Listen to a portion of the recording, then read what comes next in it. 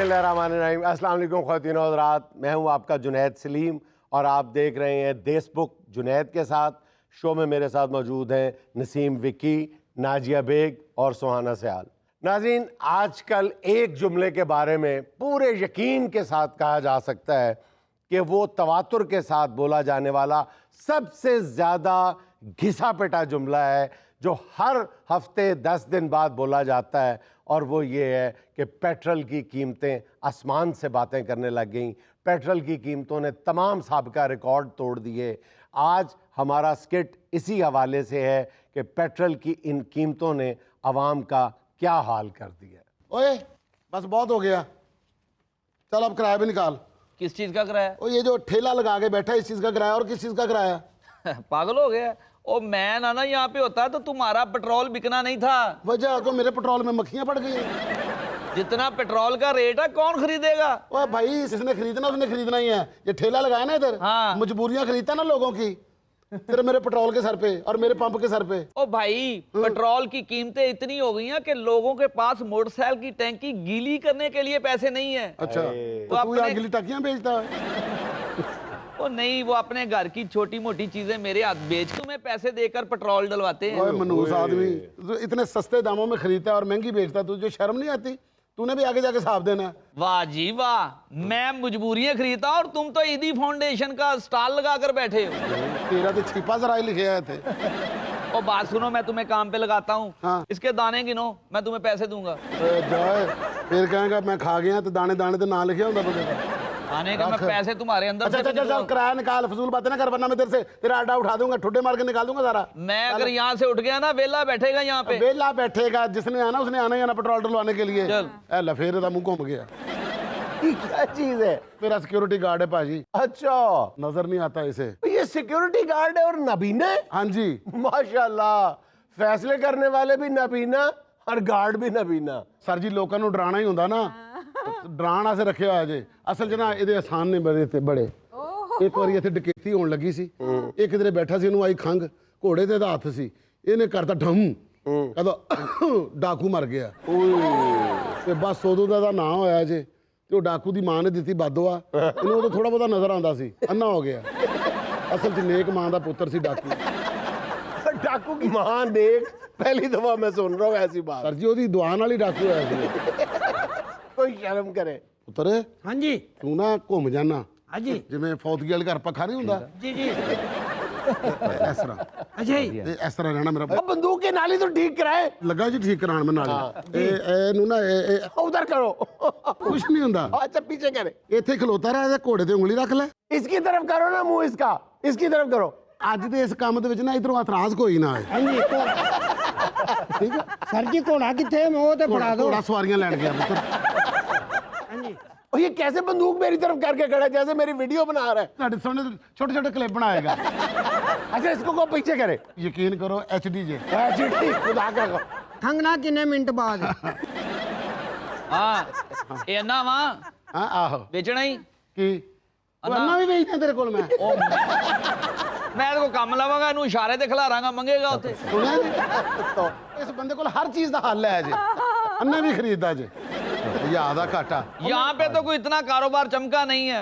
पिछले दिनों मैं वापटा ऑफिस के सामने बैठा था, धड़ाधड़ चीजें खरीदी हैं लोगों ने। बिल जमा करवाने के लिए बहुत चीजें बेची मुझे। जो चीज महंगी हो जाए तुम लोगों की मजबूरियां खरीदना शुरू कर देते हो। सर, इसका यही मतलब है जब बिजली के बिल जो है वो जब आसमान पे गए थे, बल्कि अभी भी आसमान से भी मेरा ख्याल है कि तीसरे चौथे आसमान पे चले गए हैं।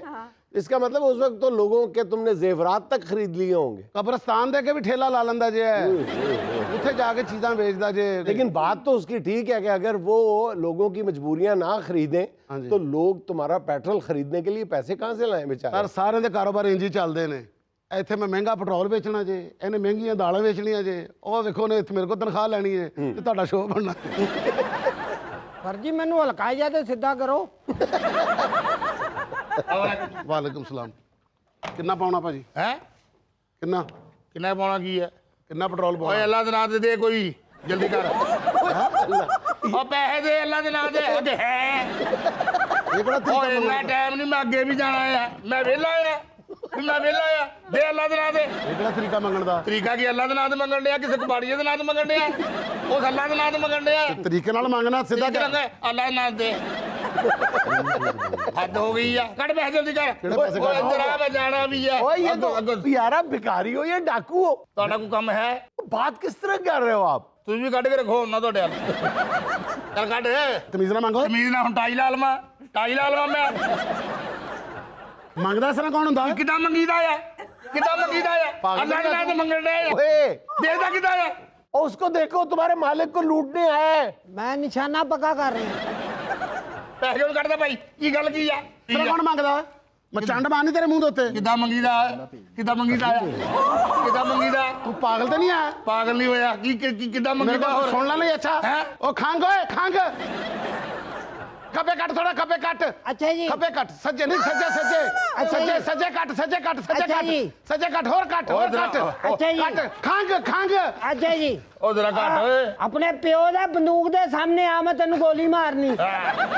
ਉਹ ਭਾਈ ਪੈਸੇ ਦੇ ਤੂੰ ਅਜੇ ਕੱਢੇ ਹੀ ਨਹੀਂ ਪੈਸੇ ਕੱਢੇ ਕੱਢੇ ਹੀ ਨਹੀਂ ਅਜੇ ਕੱਢੇ ਆ ਲਓ ਪੈਸੇ ਕੱਢੇ ਹੀ ਨਹੀਂ ਅਜੇ ਆ ਲਓ ਭਾਈ ਮੈਂ ਨੌਕਰ ਤੇਰੇ ਪਿਓ ਦਾ ਉਹ ਪੈਸੇ ਮੈਂ ਆਪ ਇਕੱਠੇ ਉਹ ਕਰਾਂ ਪੈਸੇ ਦੇ ਅੱਗੋਂ ਦੇਖਦਾ ਕਿੱਦਾਂ ਤੂੰ ਏ ਉਹ ਯਾਰ ਕੁਝ ਉਹ ਤੈਨੂੰ ਫਕੀਰ ਨਾਲ ਬੋਲਣ ਦੀ ਤਮੀਜ਼ ਭੁੱਲ ਗਈ ਆ ਤੂੰ ਯਾਰ ਮੰਗਣਾ ਕਿਸ ਤਰ੍ਹਾਂ ਦੇ ਆ ਰੱਖੇ ਗਏ ਨਹੀਂ ਉਹ ਭਾਈ ਗੱਲ ਸੁਣ ਮੈਂ ਬੜੀ ਉਹ ਤੇਰਾ ਕਾਰੋਬਾਰ ਵਸੀ ਹੈਗਾ ਤੇ ਕੋ ਮੈਂ 500 ਲੈਣਾ ਆ ਤੇ ਜੇ 500 ਨਾ ਤੇ ਮੈਂ ਚੰਡਾ ਮਾਰਾਂਗਾ ਤੈਨੂੰ ਪਤਾ ਹੈਗਾ ਮੇਰੀ ਚੰਡ ਇੱਕ ਖਾਦੀ ਨਹੀਂ ਮਾਰ जी बंदा है यार ये। ਅੱਲਾ ਦੀ ਰਾਤ ਚੰਡਾ ਵੀ ਮਾਰਦਾ ਜੇ। ਪੈਸੇ ਪੂਸੇ ਮੈਂ ਨਹੀਂ ਦੇਣੇ ਤੈਨੂੰ ਦੱਸਾਂ ਫਿਰ ਅੱਲਾ ਦੇ ਨਾਂ ਤੇ ਚੀਨੀ ਦੇ ਦੇ ਅੱਲਾ ਦੇ ਨਾਂ ਤੇ ਚਲੋ ਠੀਕ ਆ ਉਧਰ ਹੋ ਜਾਓ ਹਾਂ ਚੀਨੀ ਦੇ ਦੇ ਅੱਲਾ ਦੇ ਨਾਂ ਤੇ ਚੱਲ ਜਾ ਜਾਨ ਛੱਡ ਉਹਦੀ ਹੁਣ ਚੱਲ ਜਾ। ਹਾਂ ਤੂੰ ਪੈਸੇ ਕਿਉਂ ਨਹੀਂ ਦੇਣ ਡਿਆ ਤੂੰ ਮੇਰੇ ਨਾਲ ਦਾ ਆ ਉਹ ਮੇਰਾ ਤੇ ਜਿੱਦ ਕਰ ਗਾਹ ਕੀ ਨਹੀਂ ਆਇਆ। ਤੇਰਾ ਗਾਹਕ ਤੂੰ ਇੱਥੇ ਕੀ ਗੱਲ ਮਰੂੰਡਾ ਲਾ ਕੇ ਬੈਠਾ ਆ ਕੇਲੇ ਲਾ ਕੇ ਬੈਠਾ ਆ ਲਿਆ ਵੀ ਲਿਆ ਪੈਸੇ ਕੱਢ ਅੱਲਾ ਦੇ ਨਾਂ ਤੇ ਉਹਨੂੰ ਪੈਟਰੋਲ ਤੇ ਪਵਾਉਣ ਤੇ ਪਾਗਲ ਤਾਂ ਨਹੀਂ? ਅਰੇ ਚੱਲ ਜਾ ਅਰੇ ਚੱਲ ਜਾ ਤੇਰੇ ਇਹ ਕੰਨ ਦੇ ਮੇਰੇ अपने प्यो दा ना आपे ही बंदूक च वज। ਉਹ ਤੂੰ ਹਰ ਚੌਂਕ 'ਚ ਮੰਗਣ ਦਾ ਕੰਮ ਸ਼ੁਰੂ ਕੀਤਾ ਹੈ ਇੱਥੇ ਬੰਦਾ ਆਪਣੇ ਕੰਮ ਆਇਆ ਤੈਨੂੰ ਆਪਣੇ ਪਈ ਯਾਰ ਤੂੰ ਹਰ ਓਏ ਜੋਬ ਬਸ ਇੱਧਰ ਹੋ ਜਾ। ਹਲ ਮੈਂ ਸਮਝਿਆ ਪਿਸਤੌਲ ਕੱਢੇਗਾ ਉਹਨੇ 32 ਬੋਰ ਦੀ ਜੁੱਤੀ ਕੱਢ ਲਈ। ये क्या है? ਜੀ ਸਰ ਜੂਤਾ ਔਰ ਲੇਡੀਜ਼ ਭਾਈ ਜੀ ਹਰ ਚੀਜ਼ ਖਰੀਦ ਲੈਂਦੇ ਹਾਂਜੀ ਇਹ ਕਿੰਨੇ ਦੀ ਖਰੀਦੋਗੇ ਜਨਾਬ ਇਹ ਚੀਜ਼ਾਂ ਜੁੱਤੀ ਕਿਉਂ ਖਰੀਦਣ ਵੇਚ ਰਿਹਾ ਤੂੰ? ਜੀ ਜੂਤਾ ਕਿਉਂ ਵੇਚ ਰਿਹਾ? ਇਹਨੂੰ ਜੁੱਤੀਆਂ ਹੀ ਵੇਚ ਕੇ ਚਲਾਉਣਾ ਪੈਣਾ ਹੁਣ ਤੇ ਜੁੱਤੀ ਆਪਣੀ ਵੇਚਿਆ ਕਿ ਇਹਦੀ ਲੇਡੀਜ਼ ਜੁੱਤੀ ਚੁੱਕ ਚੁੱਕ ਕੇ ਲਿਆ?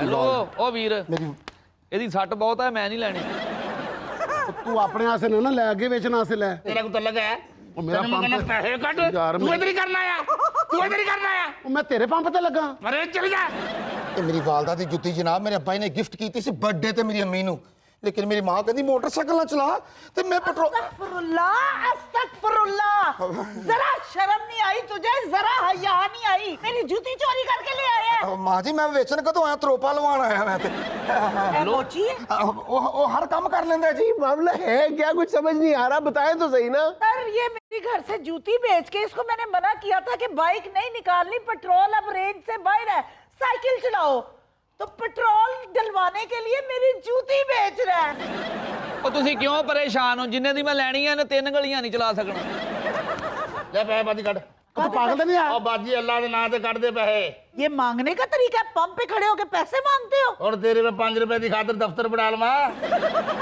ਓਏ उससे मांग रहे हो जिसके पैरों में जूता तक नहीं है। ਹੋ ਸਕਦਾ ਉਹਦੀ ਕੋਈ ਸੁੱਖ ਹੋਵੇ ਵੀ ਜੁੱਤੀ ਲਾ ਕੇ ਪੰਪ ਤੇ ਜਾਣਾ ਤੈਨੂੰ ਕੀ ਤਕਲੀਫ ਆ ਤੈਨੂੰ ਕੀ ਤਕਲੀਫ ਆ ਤੈਨੂੰ ਕੀ ਆ नाजरीन इस टाइम टीडीपी चैनल आपको लाइव कवरेज देगा। लो जी मीडिया की एंट्री हो गई।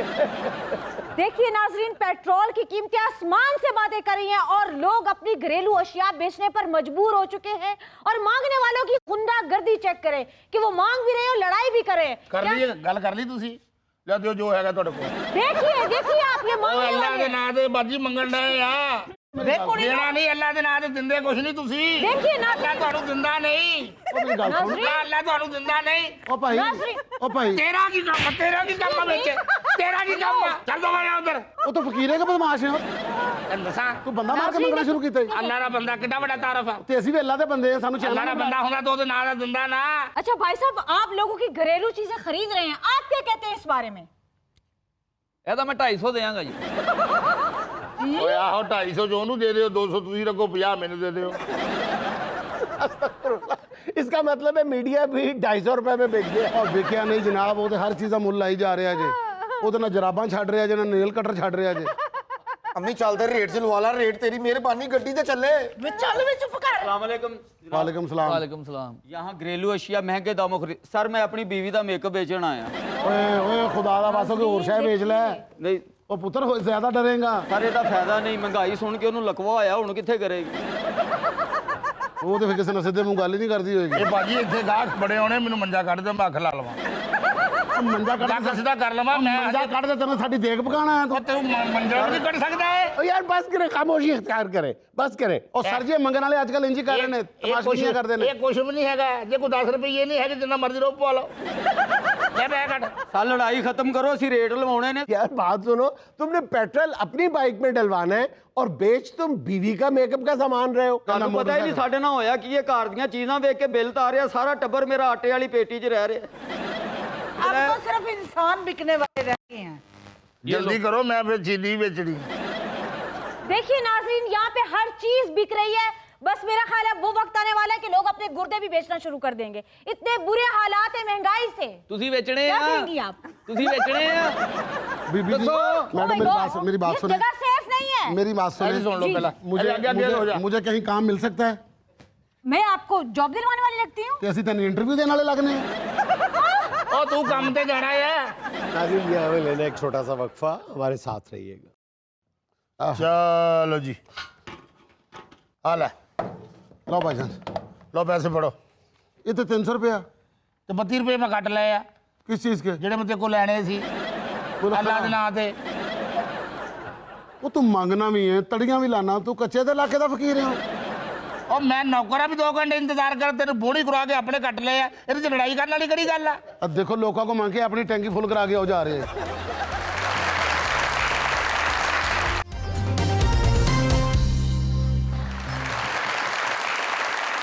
आज हमारी खुशकिस्मती है कि हमारे साथ इस मुल्क की मारूफ और मुमताज़ हेल्थ साइकोलॉजिस्ट मौजूद है, डॉक्टर बिस्मा एजाज साहिबा। बहुत मोतबर नाम है साइकोलॉजी की दुनिया में और अक्सर आप इनको टीवी शोज़ में भी देखती हैं। जी जी। तो इनसे आज हम कुछ मामलात पे इनकी रहनुमाई लेना चाहेंगे।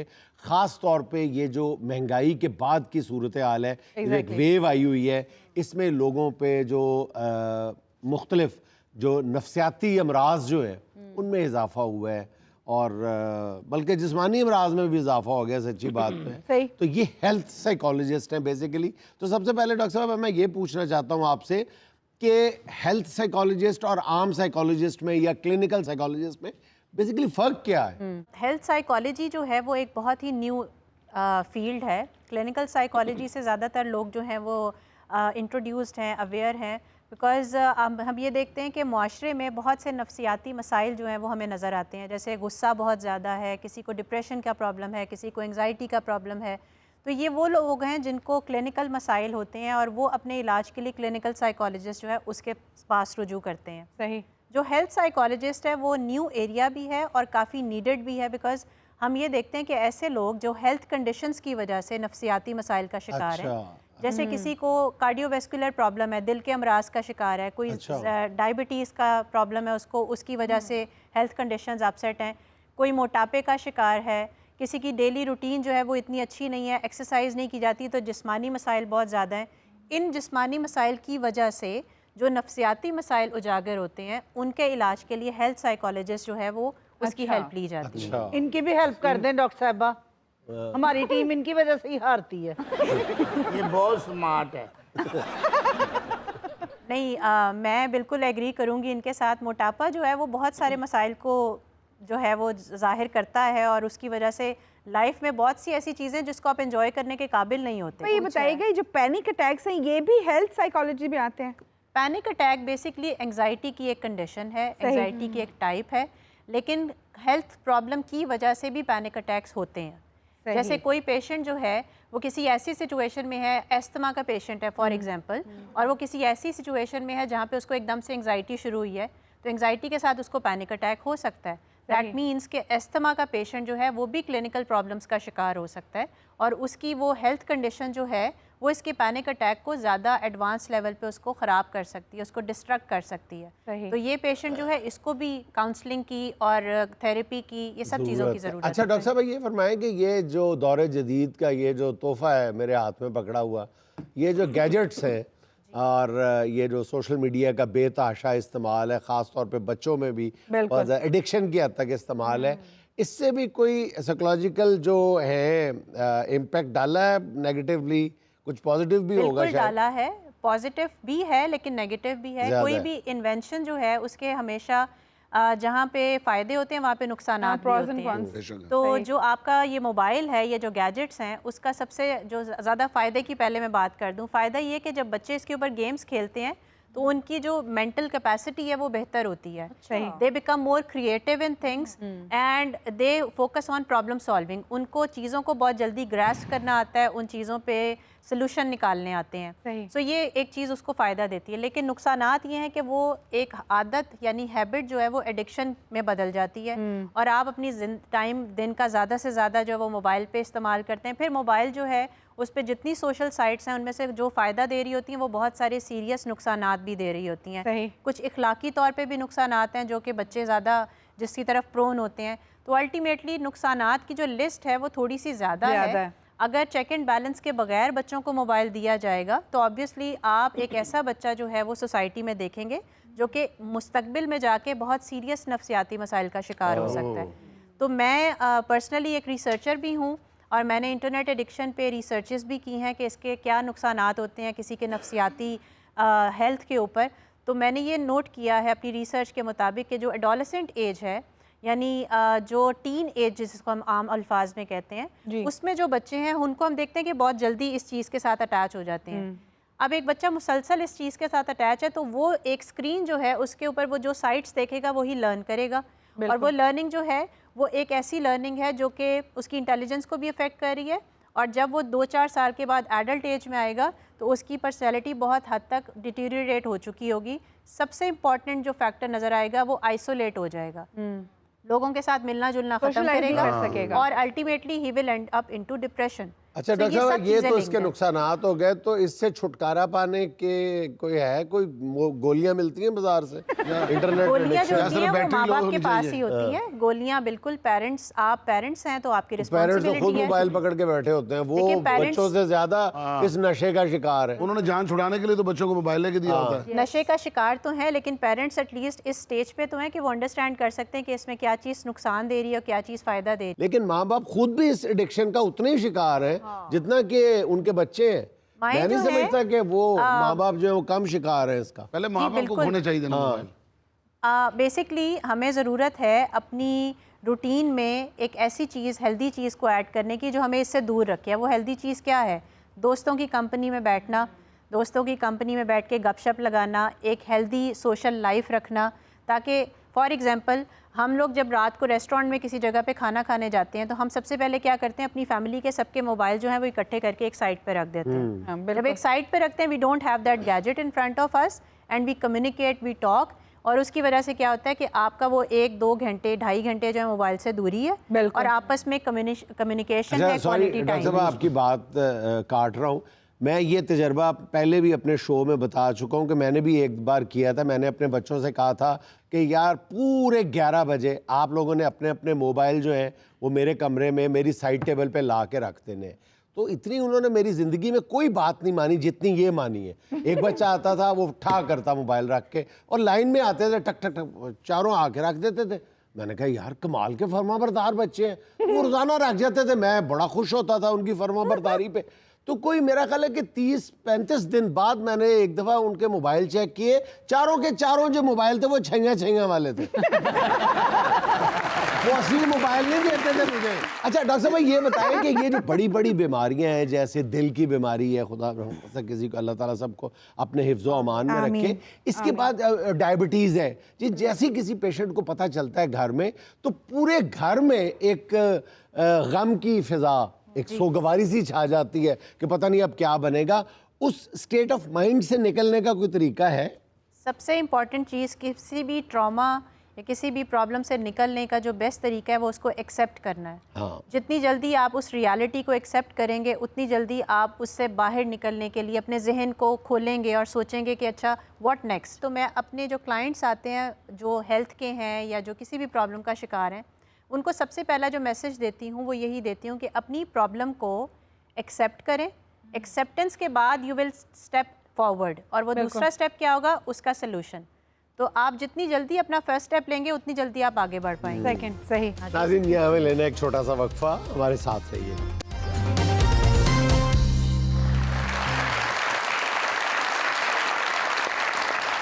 और अब हम गुफ्तो शनीद का सिलसिला शुरू करते हैं अपने मेहमानों के साथ। ये चीज का सिलसिला जी गुफ्तो नींद का। आप सोए रहे आप। गुफ्तो शनीद का है, लेकिन आपके लिए गुफ्तो नींद। आप सोए रहे, गहरी नींद। उठाना नहीं आप मुझे। हाँ, उन्हें बहुत जरूरी मैं खाना नींद में सरगोदे गया हुआ था। मैं जिस भी रिश्तेदार को मिलना होता ना, ख्वाब में मिल के आ जाता हूँ। ਅਸੀਂ ਕਿਹਾ ਸਾਡਾ ਕੋਚ ਸ਼ੋਅ 'ਚ ਬੈਠਾ ਹੈ ਤੇ ਕੋਚ 'ਚ ਬੈਠਾ ਵਾ। चलो मेहमानों से बात करते हैं हम लोग। जी, मेरा क्वेश्चन आपसे मेकअप के बारे में है, जो कि मैं जुनेद सर और विकी सर से नहीं कर सकती हूँ, क्यों नहीं कर सकते बेटा? क्योंकि मेकअप तो लड़कियाँ करती हैं ना। तो हमारे घरों में बीवियां नहीं है। एक दिन ना मेकअप किया हो ना, अस्तगफिरुल्लाह अस्तगफिरुल्लाह। आपने घर भी जाना है। ਅੱਛਾ, ਆਪਣੇ ਨਾਲ ਮੈਨੂੰ ਵੀ ਮਰਵਾਉਣਗੇ। ਆਪਣੀ ਤੇ ਇਹਨਾਂ ਦੀ ਅੰਡਰਸਟੈਂਡਿੰਗ ਹੈ ਨਾ, ਉਹ ਭਾਬੀ ਸਮਝ ਜਾਂਦੇ ਨੇ ਕਿ ਮਜ਼ਾਕ ਕਰਦੇ ਨੇ। ਮੇਰੇ ਵਾਲੀ ਤੇ ਪੈਰਾਂ ਉੱਠ ਤੋਂ ਉੱਠਦੀ ਏ। ਇਹ ਤੁਹਾਨੂੰ ਇਸ ਤੋਂ ਇਲਾਵਾ ਕੁਝ ਨਹੀਂ ਆਉਂਦਾ। इस वजह से मैंने साड़ी गाल च दखल नहीं देना। बेटा, रही विकी साहब की बात, वो आपको लिपस्टिक का हर नंबर बता सकते हैं। यार एक मिनट ठहर जाओ यार, जरा खुदा का नाम लो, सवाल तो सुन लो। जी, मेरा आपसे ये है कि महंगाई तो हो गई है, तो मेकअप भी महंगा हो गया होगा, तो आपके पास क्या हल है इसका? मैंने तो मेकअप करना छोड़ दिया है। मैं भी तकरीबन ना करने के बराबर ही कोशिश करती हूँ मेकअप करूँ कि खरीदना ही ना पड़े। मैं आम लाइफ में मेकअप बिल्कुल यूज नहीं करती है, तो क्योंकि स्क्रीन की डिमांड होती है, जरूरत होती है, इसलिए यहाँ पर आके करती हूँ। जिन्नी तुम्हारी चैनल की सर्विस है, तुम 2.5 करोड़ का कर गए हो।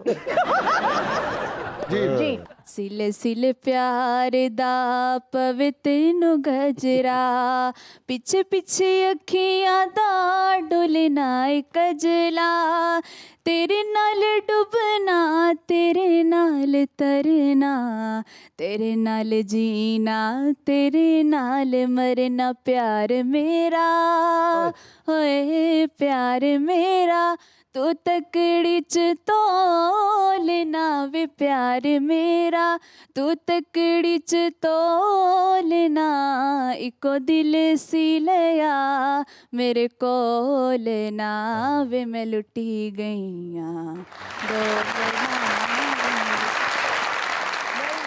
सर, हम नहीं डूब सकते, हमारे पास अपनी ट्यूब है। ऐसा गाना सुनाया कि ये रो पड़ी है। अच्छा भाईजान, आप बहुत खुश लग रहे हैं। कोई लॉटरी निकल आई है आपकी, या आपको बिजली का बिल नहीं आ रहा? सर, लॉटरी भी नहीं निकली और बिजली का बिल भी आ रहा है। अच्छा, तो फिर खुश इतने क्यों है? शो को एंजॉय कर रहे हैं? अल्हम्दुलिल्लाह, शो का बड़ा मजा आ रहा है। Thank you. और सर, जो आपने समोसे दिए हैं हमें, उसके साथ जो मीठी चटनी दी है वो खत्म हो गई। बहुत पहले समोसा खाए थे, तुझे चटनी पहले खा गए। और सर, इसके साथ अगर गरम गरम पकौड़े भी होते तो ज्यादा मजा आना। ठीक है, अगली बार आप आएंगे, हम आपको रान रोस्ट भी करवाएंगे। जी इंशाल्लाह। ठीक है, इन्होंने पकौड़े लै दो, इदा दे अदालत च केस ला देंगे होंगे।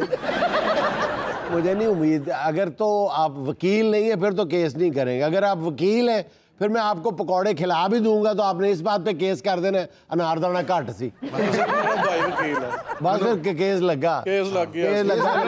ਮੈਨੂੰ ਤਲੀਆਂ ਚੀਜ਼ਾਂ ਮਨੀਆਂ ਇਹਨਾਂ ਨੇ ਖਵਾਤੀਆਂ ਨੇ। ਪਰ ਕੇਸ ਨਹੀਂ ਕਰਦੇ, ਪਹਿਲੇ ਕੁੱਟਦੇ ਨੇ ਆਪ। और कल्ले नहीं कुटते, 12 जने आगे कुटते ने। और पूरी दर्जन ਉਹਨਾਂ ਦੇ ਭਾਵੇਂ ਜੇਲ੍ਹ 'ਚ ਹੋਵੇ ਨਾ ਹੋਵੇ, ਤੁਸੀਂ अदालत ਉਹਨਾਂ ਨੂੰ ਭੇਜੋਗੇ। जी सर। मेरा नसीम विक्की साहब से सवाल है कि आप बाहर के मुल्कों में टूर वगैरह के लिए भी गए होंगे, ड्रामों के लिए, शोज़ के लिए, फ़नकारों के साथ आप उमर शरीफ साहब के साथ गए होंगे, बब्बू बरार साहब के साथ, अमानुल्लाह साहब के साथ, और भी किसी और के साथ। प्रदेश में इनके साथ सबसे ज़्यादा आप किसके साथ मज़ा आया? जिनके आपने नाम लिया ना जी, सबके साथ ही बहुत मज़ा आया। इन तीनों में से भी किसके साथ ज्यादा मजा आया? उमर शरीफ साहब के साथ। वो शरारतें बहुत करते थे। एक दफा हमें बाहर कहते सबको भी आज किसी ने खाना नहीं खाना, अपना उन्होंने पैक करवा लिया, पहले अलग रख लिया कमरे में। मुझे बालम साहब को, वसीम अब्बास साहब को, सबको कहते भी आप लोगों को खाना मैं खिलाऊंगा, आज आपने मेरे हाथ का खाना खाना है। तो जब घर चले गए ना फ्लैट पे, तो वहां पर गए तो कुछ भी खाने के लिए नहीं था, टमाटर लेके ना हल्का सा पानी डाल के टमाटरों को यूज कर रहे, फिर उसके बाद थोड़े से टमाटर डाल के फिर ऐसे कर रहे। थोड़ी बार कहते यार खराब हो गया, आप लोग बाहर से खा लो जाके। नहीं सर, आप अक्सर कहते रहते हैं कि मुश्किल वक्त में हम एक दूसरे के साथ रहते हैं।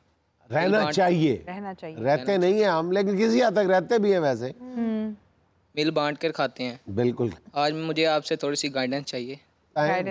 सर मेरे घर में बिजली का बिल आ गया है, जैसा कि आप कहते हैं कि मिल बांट कर करते हैं खाना चाहिए, इस तरह आप बिजली के बिल में थोड़ा मेरे साथ मिल बांट कर करें। मतलब क्या गाइडेंस आपको करूं, क्या गाइडलाइन आपको दूं बिजली के बिल में? बिजली के बिल के पैसे मेरे पास हैं लेकिन थोड़े हैं। शाबाश, गाइडेंस ना कहे, सीधी सीधी तरह कहे कि बिल दो सर जी। यानी आप चाह रहे हैं कि कुछ आप दे दे, कुछ मैं दे दूं, उसमें शामिल कर दूं, ये कह रहे हैं आप? जी जी। बिजली का बिल आया कितना है? 32,000। 32,000 जी। उसमें से आप कितने देंगे? 1500। वो भी काली तकल्लुफ कर रहे हो। 1500 भी रहने दें, मैं कर लूंगा। मेरा फर्ज है बेटे 32,000 पूरा करना, और 1000 भी दूंगा, मीटर को ऊपर से भी कुछ दूंगा। और आपके बत्ती का मसला जो है ना वो हल हो जाएगा, ये आपकी बत्ती कटवा देंगे। कॉन्फिडेंस लेवल देखे 1500 रुपया। मैंने कहा 15 जब कहा तो मैंने कहा चले कहेंगे 15,000 है मेरे पास, फिर भी कोई हौसले वाली 1500 भी है। ਇਹਨਾਂ ਨੂੰ ਇੰਨਾ ਬਿੱਲ ਆ ਹੀ ਨਹੀਂ ਸਕਦਾ। ਕਿਉਂ? ਇਹ ਤਾਂ ਪੱਖੇ ਦੀ ਬੈਕ ਸਾਈਡ ਤੇ ਸੌਂਦੇ ਆ, ਔਰ ਉਹਦੇ ਸੋਚਦੇ ਆ ਕਿਹਦਾ ਇੰਨਾ ਬਿੱਲ ਆਇਆ ਹੋਵੇਗਾ। तो ये क्या फजूल बात है, पक्के पीछे सोएंगे तो बिल नहीं आएगा। आप बहुत माइंड करते हैं। मेरी बात तो ना आपको अच्छी लगती ना सर को अच्छी लगती। क्या बात है? पता नहीं कि मैं पाकिस्तान के खिलाफ बात करता हूँ। पाकिस्तान के खिलाफ आज के बाद मैंने बात नहीं करनी, अपने व्हाट्सएप खुले रखो। सर मजाक अपनी जगह, लेकिन देखिए लोग आपसे कितनी मोहब्बत करते हैं और कितनी तवक्कुआत आपसे लगा के बैठे हुए हैं। मेरा ख्याल है कि ये मोहब्बत आप अपने पास रखे, आप ले लें। 30,000 का बिल उनका पूरा करवा दें। सर वो भाई आपसे बिल में हिस्सा पता क्यों डलवा रहा है? वो आपका हमसाया है, वो जो घर में लाइट जलाते हैं उसकी रोशनी आपके घर में आती है। तीर का निशान देता कि ये लाइट उधर जा रही है। जी। तेनू तकिया होश ही भुल गई, गरम गरम चाहत ते डुल गई। वाह जी वाह। हद ते डुल गई चाह सजड़ा, ऐसी तेरी निगाह सजड़ा, जांदी जांदी दस दी जा तू दिल दे विच की तेरे, दिल दे विच की तेरे। मैं सुनिया उच्चियां दीवारां रखियां, नी तू दिल दे चार चफेरे, नाले सांभ के रख दियां, कोई दिल ते ना ला ले डेरे। मैं सुनिया पहला भी दिल टुटिया, हाय टुटिया मेरा एक वारी, ताइयों दिल दी दीवारां ते मैं एक न बनाई बाड़ी। वाह। मेरा कि जितनी दफा आपने 4-4 दीवारें बनाई हैं, 16 दीवारें हो गई। इनको कहते हैं 4 दीवारें। जी। मेरा सवाल डॉक्टर बिस्मा साहिबा से है जी। कि ये जो घरों में ख़ास तौर पर मियाँ बीवी में चिड़चिड़ापन आ गया है, इसका क्या इलाज है? मियाँ बीवी जो हैं वो टॉम एंड जेरी की तरह होते हैं। एक टाइम पे अगर खावंद आ गया है टॉम की सूरत में तो बीवी जेरी की सूरत में उसके पीछे है, और वाइस वर्सा है। सही। जोक्स अपार्ट, मियाँ बीवी जो हैं वो एक माशरे के बहुत इम्पॉर्टेंट फ़र्द समझे जाते हैं, एक फ़ैमिली के बहुत इम्पॉर्टेंट फ़र्द समझे जाते हैं। जी बिल्कुल। और उनके ऊपर रिस्पॉन्सिबिलिटीज़ ज़ाहिर है बहुत ज़्यादा होती हैं, जिम्मेदारियाँ बहुत ज़्यादा हैं, उन्होंने घर को भी देखना है, बच्चों को भी देखना है। तो कहीं ना कहीं मैं इख्तलाफ करने की जसारत करूंगा कि दोनों फर्द नहीं होते, अफराद होते हैं। नहीं, बीवी तो एक फर्द होती है, इंसान होती है, फर्द होती है। शौहर बेचारा मर्द होता है।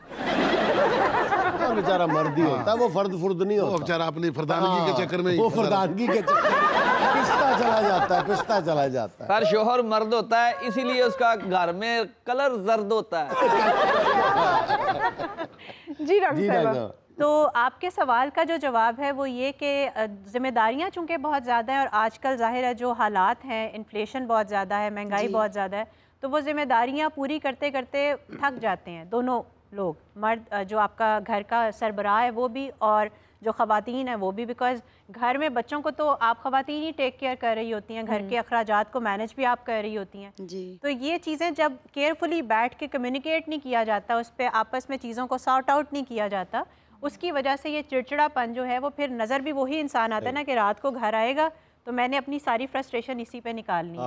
और जो मर्द है वो भी दफ्तर से जब थका हारा आता है वो भी देखता है कि घर पे जाके वो खातून जो आगे से चूं भी नहीं करेगी, एक स्केपगोट बनेगी, तो मैंने उस पे जाके अपनी फ्रस्ट्रेशन निकालनी यहाँ है। मैं इख्तलाफ करूंगा कि सामने से चूं भी नहीं करेगी।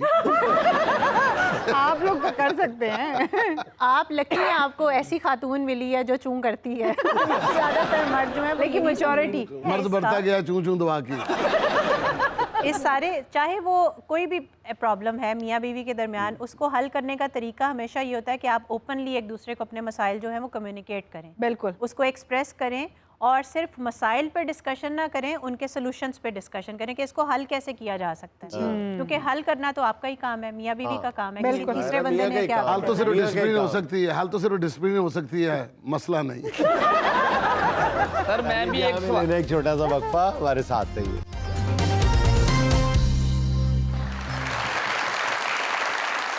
जुनेद साहब ये सारा बंदोबस्त किया है ਤੁਹਾਡੀ रूह वास्ते। बहुत शुक्रिया, बड़ी मेहरबानी। आ ਜਿਹੜੇ ਮਾਈਏ ਟੱਪੇ ਕਹਿਣ ਵਾਲੇ ਬੁਲਾਏ ਆ ਨਾ ਇਹ ਸਿਰਫ ਤੁਹਾਨੂੰ ਖੁਸ਼ ਕਰਨ ਵਾਸਤੇ ਆ। बहुत मेहरबानी। ਤੇ ਮੈਂ ਤੁਹਾਡੀ ਖਾਤਰ ਹੀ ਇਹਨਾਂ ਦੇ ਨਾਲ ਬੈਠਾ ਆ। ਸਾਡੇ ਖਾਨਦਾਨ ਦੇ ਵਿੱਚ ਆ ਮਾਈਏ ਟੱਪੇ ਵਾਲੇ ਨੂੰ ਚੰਗਾ ਨਹੀਂ ਸਮਝਦੇ, ਅਸੀਂ ਸਾਰੀ ਜ਼ਿੰਦਗੀ ਨੱਚਣ ਗਾਉਣ ਵਾਲਾ ਕੰਮ ਕੀਤਾ। ਅੱਬੂ ਜੀ ਪਹਿਲਾਂ ਗੱਲ ਕਰੀਦੀ ਹੁੰਦੀ ਆ, ਗੱਲ ਲਈਏ ਪਹੁੰਚ ਗਈ ਆ ਹੁਣ ਅੱਬੂ ਜੀ। ਤੈਨੂੰ ਪਤਾ ਉਹਦਾ ਭਾਈ ਬੈਠਾ ਆ ਉਹ ਤੇ ਇਦਾਂ ਦੀ ਗੱਲ ਸਾਂਭ ਕੇ ਬੜਾ ਰੱਖਦਾ, ਉਹਨੇ ਤੇ 8 ਵਾਰੀ ਚੁੰਮਣੀ ਆ ਗੱਲ, ਫਿਰ ਉਹਨੂੰ ਸਾਈਡ ਤੇ ਰੱਖਣੀ ਆ। ਜਦੋਂ ਮੇਰਾ ਕੋਈ ਸ਼ਰੀਕਾ ਆਉਣਾ ਉਹਨੇ ਲਾ ਦੇਣੀ ਆ। ਉਹ ਤਾਂ ਮੇਰੇ ਖਿਲਾਫ ਕੋਈ ਗੱਲ ਹੋਵੇ ਨਾ ਉਹ ਭਾਈ ਕੱਟਦਾ ਹੀ ਨਹੀਂ ਉਹ। ਅੱਛਾ ਜੀ, ਉਹ ਤਾਂ ਬਟਨ ਹੀ ਗਾਇਬ ਕਰ ਦਿੰਦਾ, ਸਿੱਟ ਦਿੰਦਾ ਜਿਹੜਾ ਗੱਲ ਕੱਟਣ ਵਾਲੀ। ਚਲੋ ਇਹ ਅੱਬੂ ਜੀ ਨੂੰ ਮਾਈਏ ਟੱਪੇ ਸੁਣਾਓ। ਤੇ ਗੱਲ ਸੁਣ ਲਓ ਕਾਕਾ, ਹਾਂਜੀ ਮਾਈਆ ਟੱਪਾ ਉਹ ਕਹਿਣਾ ਆ ਜਿਹੜਾ ਸਾਡੀ ਸ਼ਾਨ ਚ ਹੋਵੇ। ਤੇ ਜੇ ਕੋਈ ਇਦਾਂ ਦਾ ਬਕੌਦਾ ਕਿਹਾ ਨਾ ਤੇ ਜੁੱਤੀਆਂ ਮੈਂ ਉਹ ਮਾਰਾਂਗਾ ਜਿਹੜੀਆਂ ਰਾਤੀ ਨਵੀਆਂ ਲਿਆਦੀ। ਕਿਉਂ ਅੱਬਾ ਜੀ ਪੁਰਾਣੀ ਨਾ ਦਰਦ ਨਹੀਂ ਹੁੰਦੀ?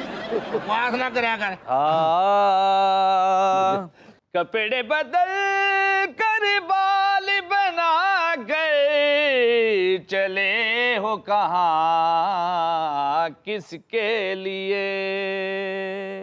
रात बहुत काली है नासिर।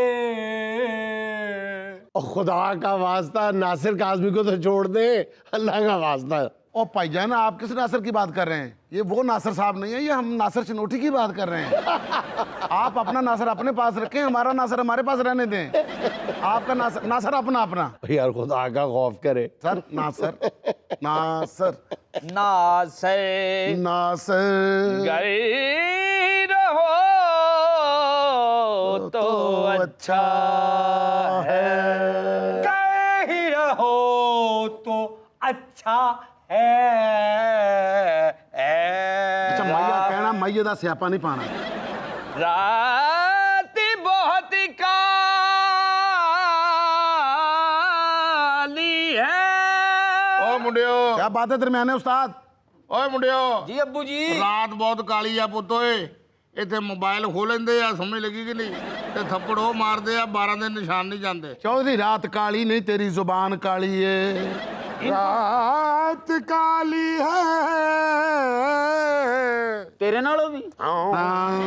रात बहुत काली है नासिर। कवाली अगे शुरू करो मनु काली है। घर ही रहो तो बेहतर है। बाजे करंट रात बहुत पहले हो गई अगे आओ अगे मरो किधरे दूसरे एक शैना ओ चोरी दी सजाइए एक शैना ओ चोरी दी बनाइए गोदामा विच चीनी ना चोरी दी लुकाइए एक शैना ओ चोरी दी बनाइए गोदामा विच जाके ना चीनी लुकाइए एक शैना ओ चोरी दी सजाइए झूठ बोल रहे हैं ये झूठ बोल रहे हैं किलो चीनी ਜਿਹੜੀ ਹੈ ਗਦਾਮਾਂ 'ਚ ਲੁਕਦੀ ਹੈ ਉਸ ਤੋਂ ਬਾਅਦ ਲੋਕਾਂ ਨੇ ਜਦੋਂ ਵੇਖ ਲਿਆ ਕਿ ਚੋਰ ਆਦਮੀ ਹੈ ਉਹਨਾਂ ਨੇ ਉਹਨੂੰ ਚੁੱਕਿਆ ਉਹਨਾਂ ਨੂੰ ਮਾਰਿਆ ਉਹਦੇ ਬਾਰੇ ਚ ਮਕਤਾ ਅਜ਼ਰ ਕੀਤਾ ਪੰਜਾਂ ਸੱਤਾਂ ਬੰਦਿਆਂ ਨੇ ਹੱਥਾਂ ਉੱਤੇ ਚੁੱਕਿਆ ਥੋੜੀ ਦੂਰ ਜਾ ਕੇ ਉਹਨਾਂ ਰੂੜੀ ਉੱਤੇ ਸੁੱਟਿਆ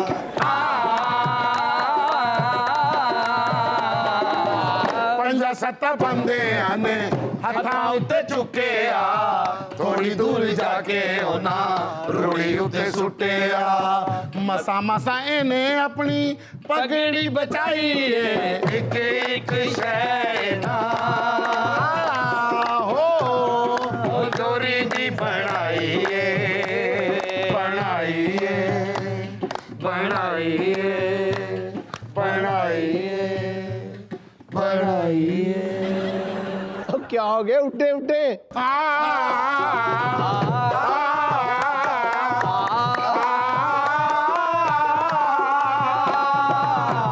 ਬਣਦਾ ਏ ਚੌਧਰੀ ਤੇ ਇਸ਼ਾਰਿਆਂ ਤੇ ਮੰਗਦਾ ਬਣਦਾ ਏ ਚੌਧਰੀ ਤੇ ਇਸ਼ਾਰਿਆਂ ਤੇ ਮੰਗਦਾ ਮੰਗਤਿਆਂ ਕੋਲੋਂ ਮੰਗਦਾ ਜ਼ਰਾ ਵੀ ਨਹੀਂ ਸੰਗਦਾ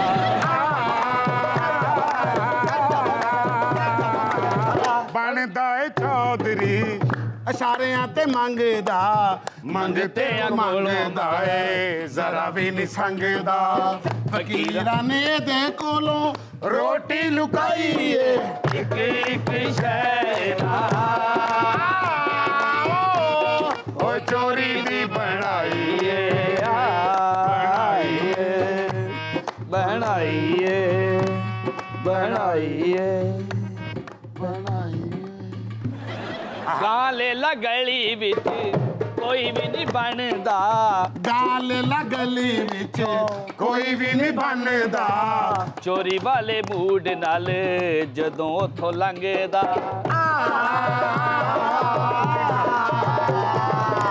ਗਾਲ ਕੋਈ ਵਿੱਚ ਕੋਈ ਵੀ ਨਹੀਂ ਬਣਦਾ ਚੋਰੀ ਵਾਲੇ ਮੂਡ ਨਾਲ ਜਦੋਂ ਉਥੋਂ ਲੰਘਦਾ ਬਗਲ ਚ ਲੈ ਲਾ ਕੁਕੜੀ ਪੱਗ ਚ ਲੁਕਾਈ ਏ ਇੱਕ ਸ਼ੈਨਾ ਓ ਚੋਰੀ ਦੀ ਬਣਾਈ ਏ ਆਈ ਏ चोरी दी सजाई है चोरी दी सजाई है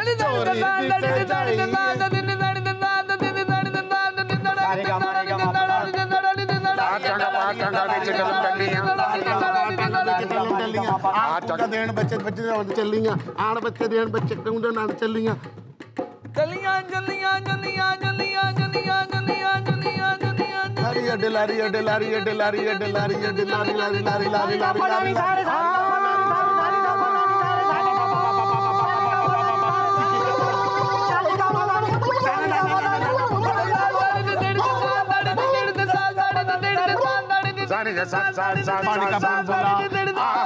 पानी का बुलबुला पानी का बुलबुला दिना दी दुनिया खाला पीला मोजुड़ा खाला पीला मोजुड़ा पानी का बुलबुला पानी का बुलबुला पानी का बुलबुला पानी का बुलबुला पानी का बुलबुला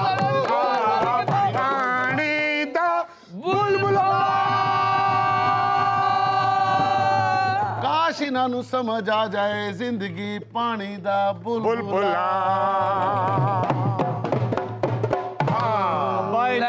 ਸਾਹਿਬ ਇਹ ਕੁਆਲੀ ਕੱਟਦੀ ਓ ਤੁਹਾਨੂੰ ਹੋਰ ਕੁਆਲ ਸੁਣਾਉਣਾ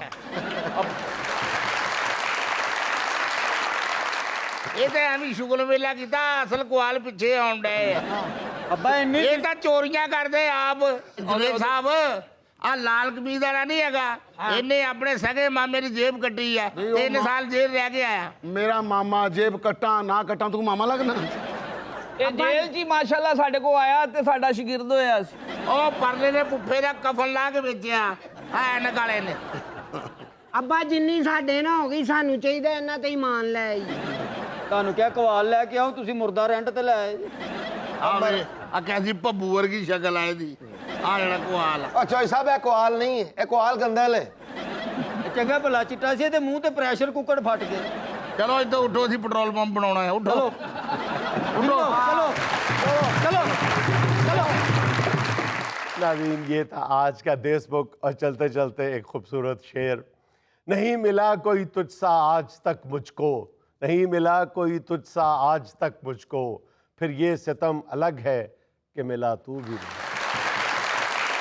नाज़रीन, खुश रहें, खुश रखें। आपसे मुलाकात होगी इंशाल्लाह कल। अल्लाह हाफ़िज़।